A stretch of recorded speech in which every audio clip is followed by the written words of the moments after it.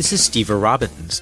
Welcome to the Get It Done Guys, quick and dirty tips to work less and do more. Sometimes we need to signal what we mean more subtly than just stating our intentions out loud. When we're negotiating or flirting or trying to set up our work nemesis to take the fall for a bad management decision, those are the times. My local bookstore recently posted an ad for a nighttime negotiation class for adults. The class cost thousands of dollars, so I called them up and I said, I can't afford that much money. Give it to me for free. They said no. I said, okay, do you need my credit card or should I send a check? They said, wow, you really do need to learn negotiating, don't you? And so that deal was struck.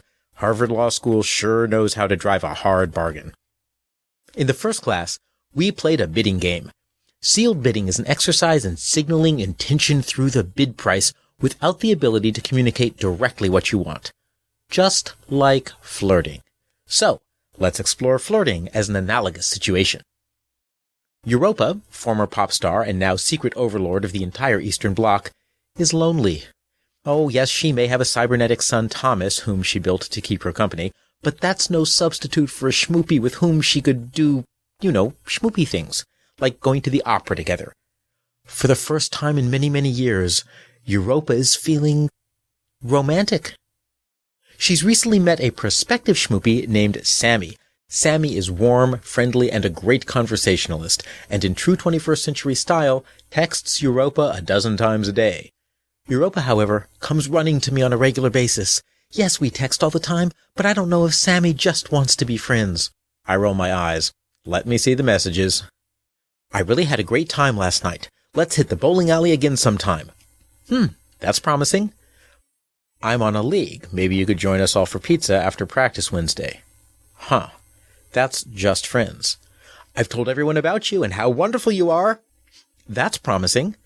After all, the way you've done so well in business while keeping your emotional stability, that's just friends. And by the way, it's pretty clear Sammy doesn't know Europa that well. I'm not so sure that emotionally stable applies to someone who feels the need to build their very own cybernetic teenager in order to feel like a family. Send a clear, unambiguous signal. So far, Sammy's messages are all nice, but they're ambiguous. They could go either way. Maybe admiring Europa's skill is flirting, or maybe Sammy's just giving a straightforward evaluation from the point of view of a sociologist who specializes in business case studies. When you're sending a signal, being tentative doesn't work. By definition, you use signaling in cases where it doesn't work to discuss the situation explicitly, like flirting or competitive bidding or letting your team know that your idea is superior to the one presented by the senior partner in the department. Make your signals obvious. Europa, your eyes are the most beautiful shade of seafoam green I've ever seen. That's the sort of compliment that you only give to a potential schmoopy. If you're in a bidding situation and you want to signal your commitment to winning the bid, don't make a bid that's 2% higher than your rivals. Make yours different enough that they know you're serious. When you double their bid, that sends a very strong message that you're committed, and they may as well bow out now. Send the signal multiple times. It's not enough to signal once. Many people don't notice that something is a pattern until it's happened several times. If Sammy compares Europa's eyes to seafoam once, it could be perhaps just a comment inspired by a momentary burst of interior decorating frenzy. But if Sammy compares Europa's eyes to seafoam, her hair to the finest silk, and her lithe figure to the graceful curves of a panther in flight, even Europa will figure out that Sammy might be open to schmoopydom. Even then, miscommunication does happen. I told Europa to try twirling her hair and looking away from Sammy. Now that's heavy-duty flirting all the way. But Sammy walked over to me and noted with frustration that Europa's lack of eye contact and hair twirling clearly indicated Europa was bored. Arg! Even with repeated signals, people may still interpret them differently. In negotiating class, our team bid high in an auction to guarantee that we got at least one piece of Oreo ice cream cake. We just wanted one safe bite of deliciousness. Our bidding opponent, however, interpreted our high bid as a signal that we were willing to win at any cost. We did have a brief in-person meeting, but by then, they didn't trust us when we shared the real meaning of our actions. It took 3 more rounds of signaling and an in-person meeting before everyone had sent and received the right messages. Even being straightforward doesn't always work. In the flirting arena, if you ask someone you just met, "Would you like to come up to my apartment and have wild animal sexy time?" a lot of people will run screaming in the opposite direction. You're being too direct. But apparently the question, would you like to watch Netflix and chill, means exactly the same thing, only they leap at the opportunity. But if, like me, you didn't know that, you might find yourself trying to queue up an episode of Once Upon a Time while the person you just met keeps blocking your view and complaining that it's too hot and you should take some clothes off.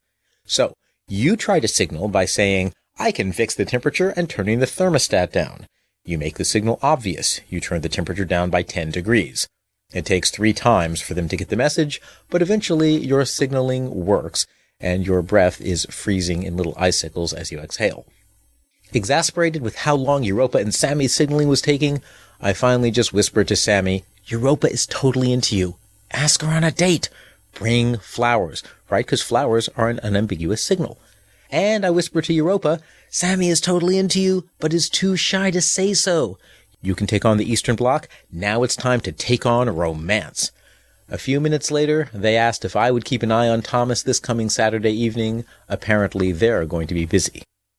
Signaling is hard, whether it's in bidding, romance, or trying to send a message without being too blunt. Make your signals strong enough that they're unambiguous.